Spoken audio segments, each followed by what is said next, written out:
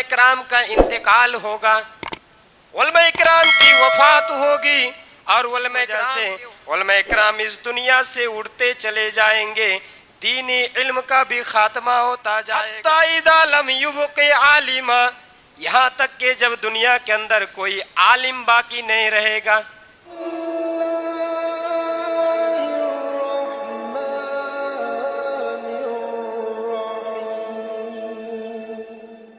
يا أيها الناس اتقوا ربكم الذي خلقكم من نفس واحدة وخلق منها زوجها وبث منهما رجالا كثيرا ونساء واتقوا الله الذي تساءلون به والأرحام إن الله كان عليكم رقيبا يا أيها الذين آمنوا اتقوا الله وقولوا قولا سديدا يصلح لكم أعمالكم ويغفر لكم ذنوبكم ومن يطع الله ورسوله فقد فاز فوزا عظيما أما بعد فإن خير الحديث كتاب الله وخير الهدي هدي محمد صلى الله عليه وسلم وشر الأمور محدثاتها وكل محدثة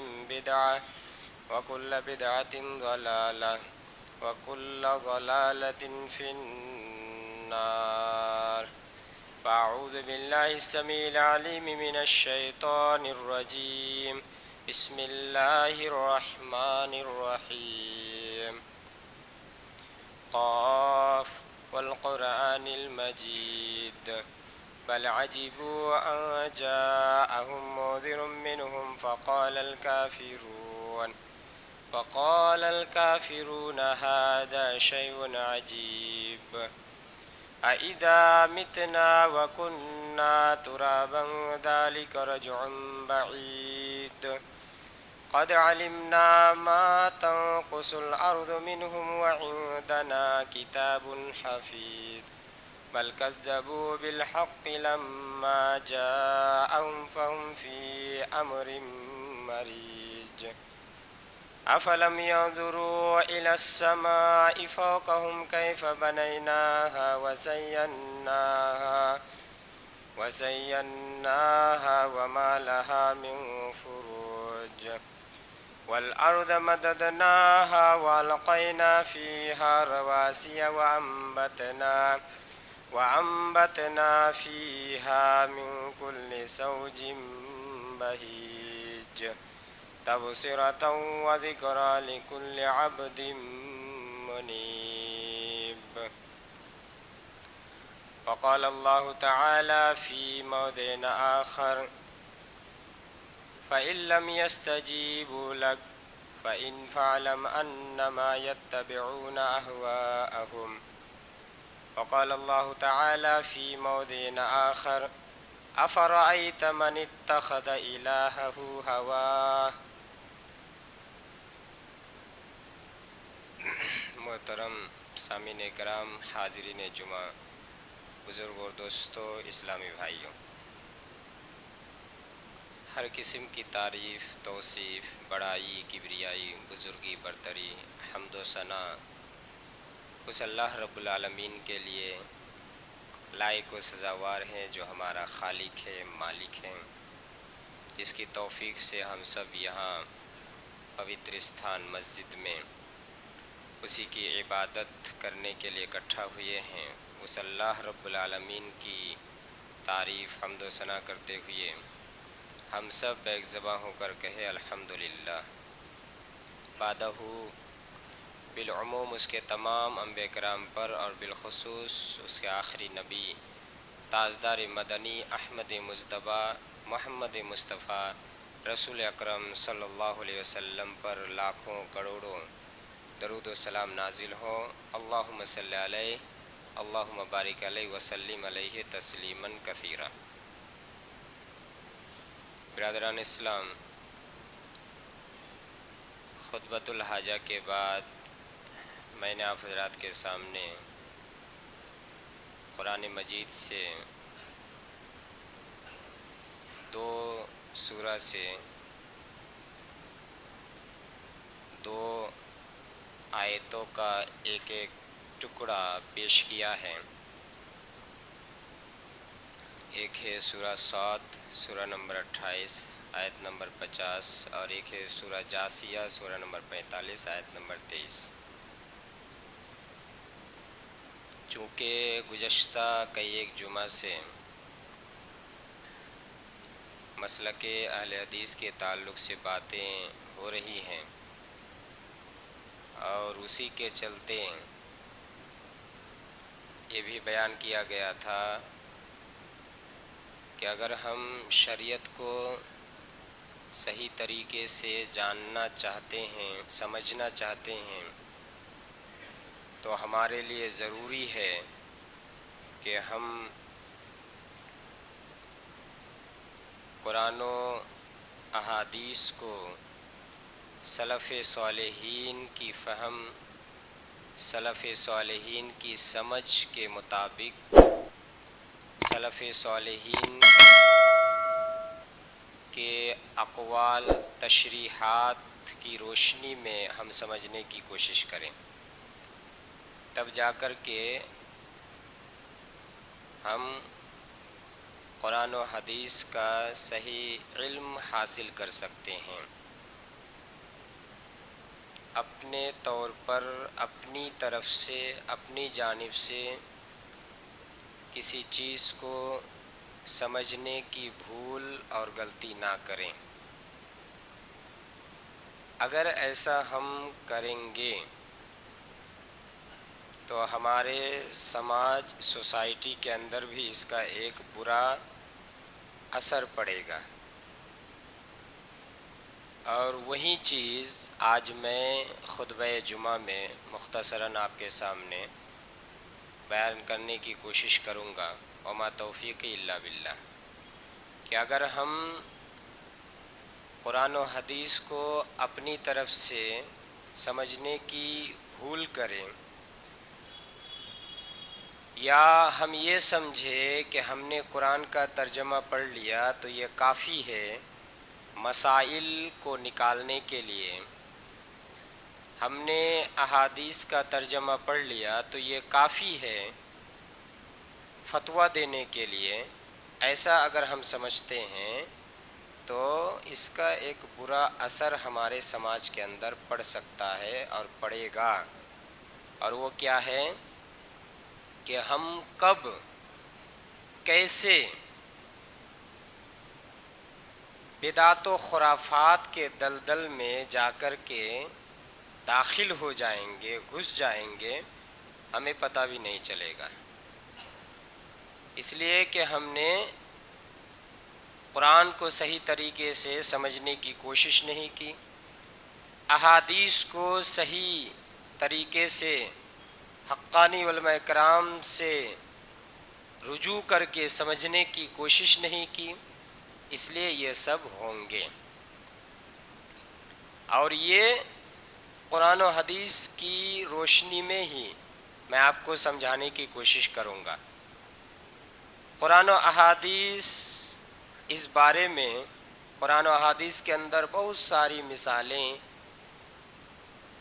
دلیلیں، نصوص موجود ہیں، جن سے بھی پتہ چلتا ہے کہ اگر ہم اپنی طرف سے کسی مسئلہ کو نکالنے کی کوشش کریں، اپنی طرف سے فتویٰ دینے کی کوشش کریں، تو پھر سماج کے اندر آہستہ آہستہ بدعت و خرافات کی انٹری ہوگی، بدعت و خرافات کے دلدل میں ہم آہستہ آہستہ داخل ہوتے جائیں گے، ہمیں پتہ بھی نہیں چلے گا، اس لیے کہ ہم تو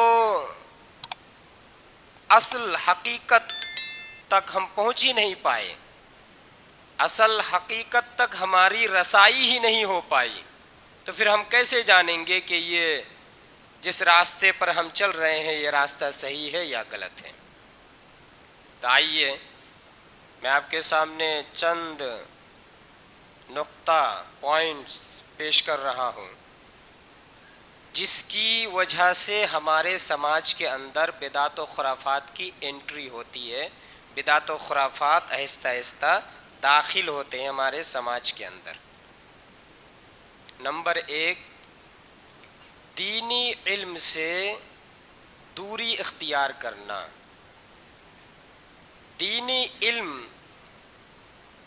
اگر ہمیں پسند نہ ہو، قرآن و حدیث کا نالج اگر حاصل کرنے کے لیے ہم آگے نہ بڑھیں، قرآن و حدیث کو سمجھنے کی کوشش نہ کریں، تو پھر ہمارے سماج کے اندر بدعت و خرافات کی انٹری ہوگی، بدعت و خرافات کا داخلہ ہوگا، بدعت و خرافات آہستہ آہستہ داخل ہوتے جائیں گے، ہم بھی بدعت و خرافات کے دلدل میں پھنستے جائیں گے۔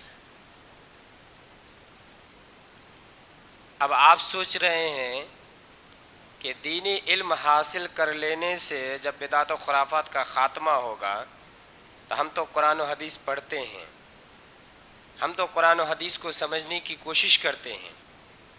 یہاں بھی ہمیں چوکنا رہنے کی ضرورت ہے کہ قرآن و حدیث کو پڑھتے ہوئے گزشتہ ایک جمعہ سے میں جو سلسلہ وار تقریر کر رہا ہوں اسی سے اس کا لنک ہے۔ ہم میں سے بہت سارے لوگ قرآن و حدیث کو پڑھنے کی کوشش کرتے ہیں، لیکن یہاں بھی ہمیں ساودھان رہنے کی ضرورت ہے کہ ہم اپنے سے خود سے قرآن و حدیث کو سمجھنے کی کوشش نہ کریں۔ صرف ترجمہ پڑھ کر کے، صرف احادیث انگلش، بنگلہ، اردو اور کوئی زبان میں آپ جس زبان میں ماہر ہے اس زبان میں آپ کتابیں لا کر کے پڑھتے ہیں اور آپ خود ہی مسائل نکالنا شروع کر دیتے ہیں تو یہ غلط ہے، پریشانیاں ہوگی۔ یہ صحیح طریقے سے دینی علم حاصل کرنا نہیں ہوا۔ یہ دینی حاصل اسی طریقے سے اگر ہم اور آپ دینی علم حاصل کرنے کی کوشش کریں تو پھر ہم مسائل کو صحیح طریقے سے نہیں نکال پائیں گے۔ ہمیں اگر دینی علم حاصل کرنا ہے، دین کا گیان اگر ہمیں حاصل کرنا ہے، دین کا نالج اگر ہمیں حاصل کرنا ہے تو اس کا جو نیم اور پدھتی ہے اس نیم اور پدھتی کو مان کر کے اس نیم اور پدھتی کے مطابق ہمیں آگے بڑھنا پڑے گا۔ چاہے آپ کسی مدارس میں داخلہ لیں، چاہے آپ کوئی پرسنل عالم کے ساتھ رہ کر کے ان کی صحبت میں رہ کر کے ان سے پڑھنے کی کوشش کریں، ان سے دینی علم حاصل کریں، لیکن ہم میں سے ہر ایک کے لیے ضروری ہے کہ ہم اگر دینی علم حاصل کرنا چاہتے ہیں تو ایک اچھے عالم کی صحبت میں رہے، ایک اچھے عالم کے ساتھ میں ہم اٹھنا بیٹھنا شروع کر دیں اور ان سے دینی علم حاصل کرنے کی کوشش کریں۔ اپنے سے آپ، پھر میں کہوں گا، اپنے سے آپ انفارمیشن حاصل کر سکتے ہیں، آپ جانکاری اور معلومات حاصل کر سکتے ہیں، لیکن آپ قرآن و حدیث کے ماہر نہیں بن سکتے۔ قرآن و حدیث سے فتاوے نکالنا، قرآن و حدیث سے مسائل کو نکالنا اتنا آسان نہیں ہے۔ ورنہ نبی صلی اللہ علیہ وسلم یہ نہیں کہتے، جو صحیح بخاری کے اندر 100 نمبر حدیث ہے، بہت مشہور و معروف حدیث ہے، اس حدیث کو آپ سامنے رکھیے۔ نبی صلی اللہ علیہ وسلم نے یہ جو حدیث کے اندر جو بیان کیا ہے یہ بیان نبی صلی اللہ علیہ وسلم نہیں کرتے۔ نبی صلی اللہ علیہ وسلم ہمیں چوکنا اور ساودھان نہیں کرتے۔ کیا چوکنا اور ساودھان کیا ہے؟ صحیح بخاری حدیث نمبر 100، ان اللہ لا یقبض العلم انتزاعا ینتزعه من العباد، بے شک اللہ تبارک و تعالی اچانک دنیا سے لوگوں سے دین کے علم کو اچانک ختم نہیں کر دے گا، اچانک چھین نہیں لے گا۔ وَلَٰكِنْ يَقْبِضُ الْعِلْمَ بِقَبْضِ الْعُلَمَاءِ، لیکن دین علم کا خاتمہ کیسے ہوگا؟ اللہ تبارک و تعالی علماء کرام کو موت دے گا، علماء کرام کا انتقال ہوگا، علماء کرام کی وفات ہوگی اور علماء کرام کے وفات کی وجہ سے علماء کرام اس دنیا سے اڑتے چلے جائیں گے، دینی علم کا بھی خاتمہ ہوتا جائے گا۔ حتی اذا لم یبق عالما، یہاں تک کہ جب دنیا کے اندر کوئی عالم باقی نہیں رہے گا، عالم باقی نہیں رہے گا مطلب کوئی حقانی عالم باقی نہیں رہے گا۔ اتخذ الناس رؤوسا جہالا، لوگ کیا کریں گے؟ جاہلوں کو اپنا رئیس، جاہلوں کو اپنا سردار، جاہلوں کو اپنا مولوی اور جاہلوں کو اپنا مفتی بنا لیں گے۔ فَسُئِلُوا، اب یہ لوگ جاہلوں کے پاس جائیں گے، جاہلوں کے پاس جا کر کے دینی علم کا گیان حاصل کرنے کی کوشش کریں گے، جاہلوں کے پاس جا کر کے دین کا فتویٰ پوچھیں گے، دین کا مسئلہ نکالنے کو کہیں گے۔ فَسُئِلُوا فَأَفْتَوْا بِغَيْرِ عِلْمٍ فَضَلُّوا وَأَضَلُّوا، اب یہ لوگ جو جاہل ہیں ان کے پاس جب لوگ فتویٰ مانگنے کے لیے آئیں گے، فتویٰ طلب کرنے کے لیے آئیں گے، یہ لوگ بھی فَأَفْتَوْا بِغَيْرِ عِلْمٍ، بغیر علم کے فتویٰ دیں گے۔ فَضَلُّوا وَأَضَلُّوا، خود بھی گمراہ ہوں گے، دوسروں کو بھی گمراہ کریں گے۔ یہ نبی صلی اللہ علیہ وسلم نہیں بیان کرتے۔ اگر دینی علم اپنے سے حاصل کرنا ممکن ہوتا، اپنے سے حاصل کرنے سے ہی اگر کوئی دین کا عالم بن جاتا، دین کا مفتی بن جاتا، تو نبی صلی اللہ علیہ وسلم یہ نہیں بیان کرتے۔ صحیح بخاری کی روایت ہے، دنیا کے اندر جب عالم نہیں رہیں گے یعنی حقانی عالم نہیں رہیں گے تو لوگ جاہلوں کو اپنا عالم بنائیں گے، جاہلوں کو اپنا مفتی بنائیں گے اور ان سے فتویٰ طلب کریں گے، فتویٰ مانگیں گے۔ اب یہ بھی جاہل بیچارہ کیا کریں گے؟ یہ بھی بغیر علم کے فتویٰ دیں گے، ادھر ادھر بات کر کے فتویٰ دیں گے اور خود بھی گمراہ ہوں گے، دوسروں کو بھی گمراہ کریں گے۔ میں نے یہاں بیان کیا تھا کہ یہاں آپ اس حدیث میں ذرا غور کیجئے، اللہ کے نبی صلی اللہ علیہ وسلم نے فرمایا کہ جاہلوں کے پاس جائیں گے فتویٰ مانگنے۔ اگر آپ کو پتہ رہے کہ میں ایک جاہل ہوں، آپ میرے پاس فتویٰ مانگنے آئیں گے؟ نہیں آئیں گے۔ پھر کیسے کہا جا رہا ہے کہ جاہلوں کے پاس فتویٰ مانگنے جائیں گے اور جاہل فتویٰ دیں گے بغیر علم کے؟ یعنی یہاں اشارہ ہے کہ جن جاہلوں کے پاس یہ لوگ فتویٰ مانگنے جائیں گے وہ حقیقت میں جاہل ہوں گے، لیکن ان کا چہرہ، ان کا پوشاک، ان کی باتیں جاہلوں کی طرح نہیں ہوگی، بلکہ وہ مولوی بنے بیٹھیں گے یا وہ اسلام کے بڑے اسکالر اپنے آپ کو ظاہر کریں گے۔ ان کو دیکھ کر کے لوگ دھوکہ کھائیں گے۔ ورنہ آپ کہیے، اگر آپ کو پتہ رہے، اگر آپ کو پتہ چل جائے، اگر آپ کو معلوم ہو کہ میں ایک جاہل ہوں، کیا آپ میرے پاس آئیں گے فتویٰ مانگنے؟ نہیں آئیں گے، اس لیے کہ آپ کو معلوم ہے کہ اس کے پاس کوئی علم نہیں ہے، آپ کو معلوم ہے کہ اس کے پاس دین کا کوئی نالج نہیں ہے، تو آپ میرے پاس نہیں آئیں گے۔ پتہ یہ چلا کہ یہ لوگ جو جاہل ہوں گے اپنا حلیہ بنائے رہیں گے عالموں کی طرح۔ آج بھی دنیا کے اندر بہت سارے ہیں حلیہ بنائے ہوئے ہیں، اور ایسے ہی لوگوں کے پیچھے نوجوان بھاگ رہے ہیں۔ نوجوانوں کو انہی لوگوں کی تقریر اچھی لگتی ہے اور نوجوان انہی لوگوں کو بڑا مفتی اور بڑا مولوی اور بڑا اسکالر سمجھتے ہیں۔ بڑے بڑے شیخ الحدیث بھی ان کے سامنے پھیکے پڑ جاتے ہیں۔ یہ بڑا فتنہ ہے میرے بھائی اور دوستوں۔ اس لیے اگر ہم چاہتے ہیں کہ ہمارے سماج میں بدعت و خرافات کی انٹری نہ ہو، ہمارے سماج میں بدعت و خرافات کے دلدل میں ہم نہ پھنسیں، تو ہمارے لیے ضروری ہے کہ ہم دینی علم حاصل کریں اور صحیح طریقے سے حاصل کریں، حقانی علماء کرام سے جو قرآن و حدیث کے ماہر ہے، ایکسپرٹ ہے، ان سے جا کر کے ہم قرآن و حدیث کو سمجھنے کی کوشش کریں، مسائل ان سے پوچھیں، فتاوے ان سے پوچھیں، دوسرے لوگوں سے نہیں۔ ہم تھوڑا سا چوکن نہ رہے، ساودھان رہیں۔ اس لیے ضروری ہے کہ دینی علم، اور دینی علم کیسے؟ صحیح طریقے سے، صحیح طریقے سے ہم دینی علم کو حاصل کرنے کی کوشش کریں۔ نمبر 2 جو سبب ہے ہمارے سماج کے اندر بدعت و خرافات کے داخل ہونے کا، وہ کیا ہے؟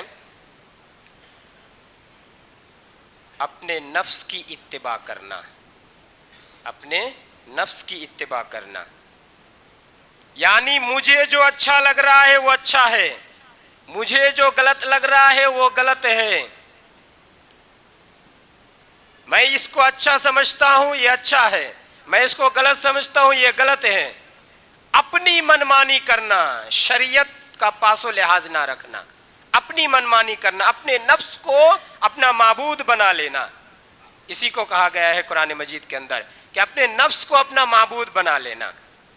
تو اگر ہم اپنی منمانی کریں، مجھے جو اچھا لگ رہا ہے وہی صحیح ہے، مجھے جو غلط لگ رہا ہے وہی غلط ہے، بہت ساری مثالیں دی جا سکتی ہے، اشارتاً آپ سمجھ رہے ہوں گے کہ کوئی ایک عبادت میں کر رہا ہوں لیکن اس کے پیچھے قرآن و حدیث کی دلیل ہے یا نہیں، اس کا پاس و لحاظ میں نے نہیں رکھا، بلکہ مجھے یہ اچھا لگ رہا ہے، یہ تو میں نماز ہی نہ پڑھ رہا ہوں، یہ میں دعا ہی نہیں کر رہا ہوں، یہ تو میں اچھا ہی نہ کام کر رہا ہوں، یہ اگر میں سمجھوں اپنی طرف سے، ہم میں سے ہر کوئی انسان اگر سمجھے ارے میں یہ تو نماز ہی پڑھ رہا ہوں، میں تو یہ دعا ہی کر رہا ہوں، میں تو یہ اچھا ہی کام کر رہا ہوں، اپنی سوچ کو اگر قرآن و حدیث کے اوپر رکھیں تو پھر شریعت کے اندر کیسے بگاڑ پیدا ہوگا، شریعت کے اندر کیسے بدعات کی انٹری ہوگی ہمیں پتہ بھی نہیں چلے گا۔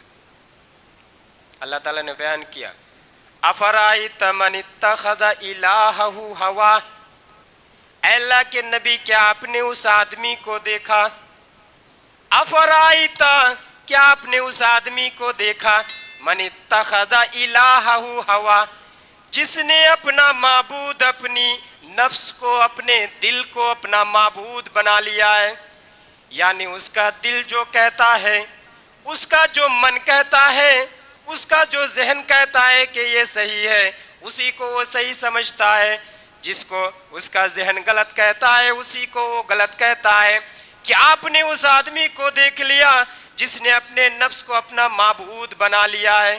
اپنے نفس کو معبود بنانے کا مطلب کیا ہے؟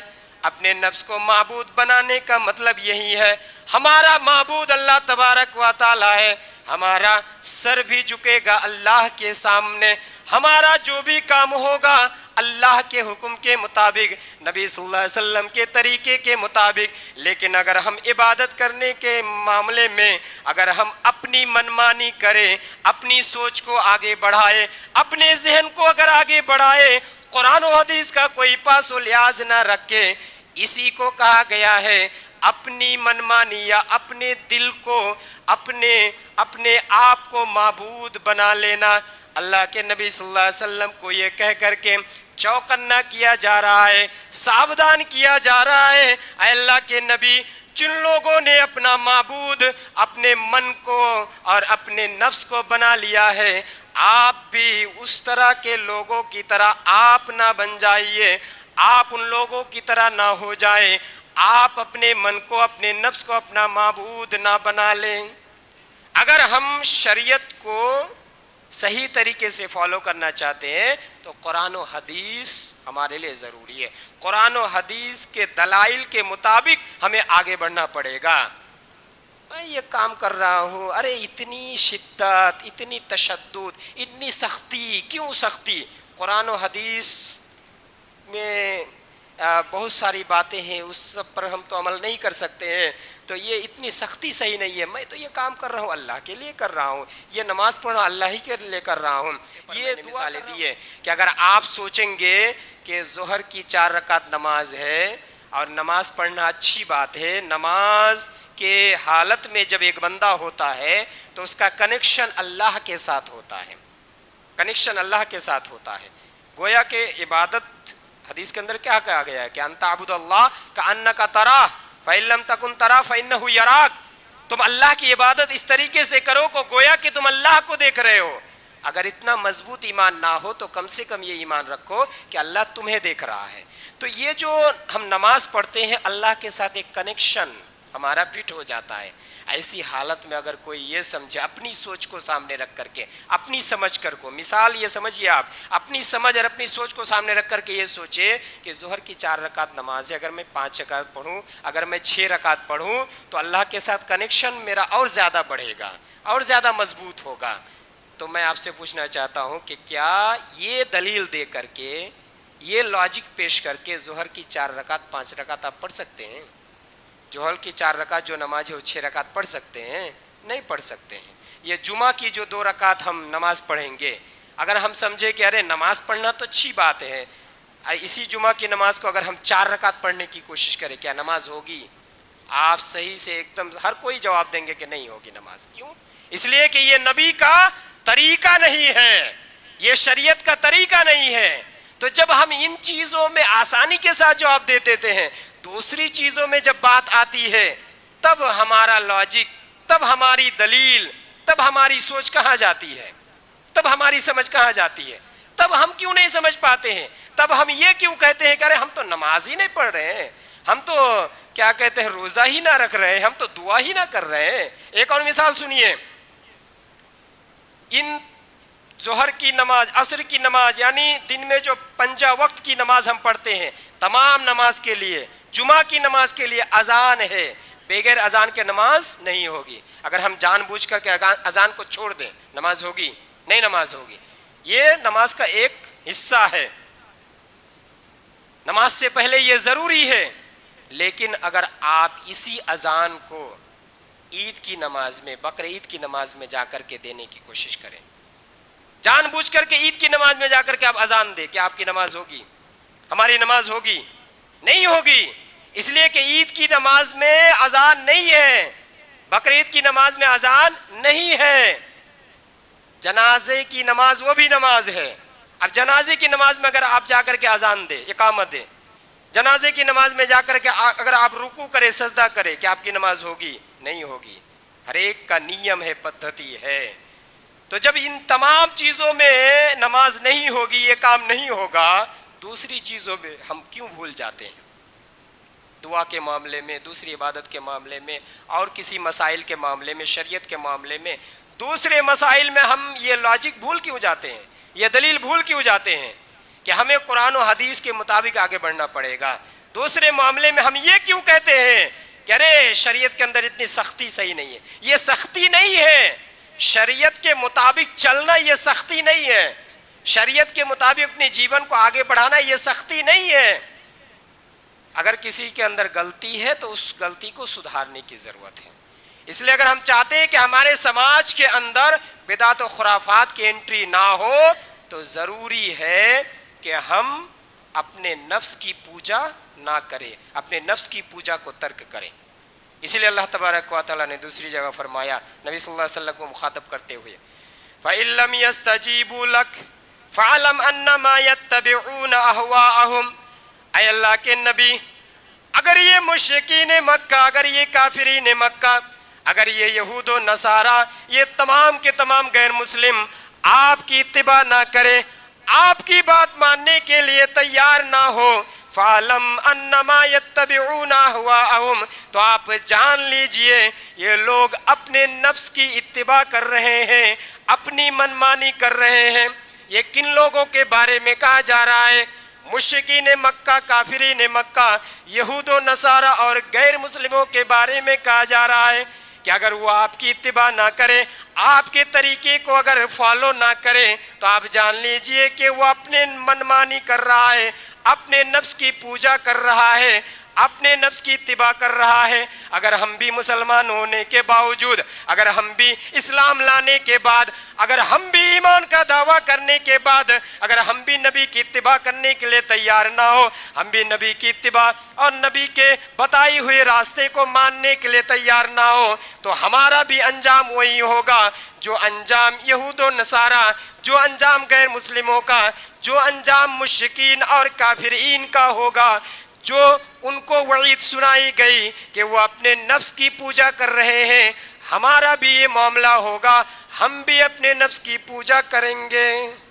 और एक मुसलमान अपने नफ्स की पूजा नहीं कर सकता, एक मुसलमान अपने मन की पूजा नहीं कर सकता। वो अगर पूजा करेगा, इबादत करेगा, उपासना करेगा अल्लाह तबारक व तआला का।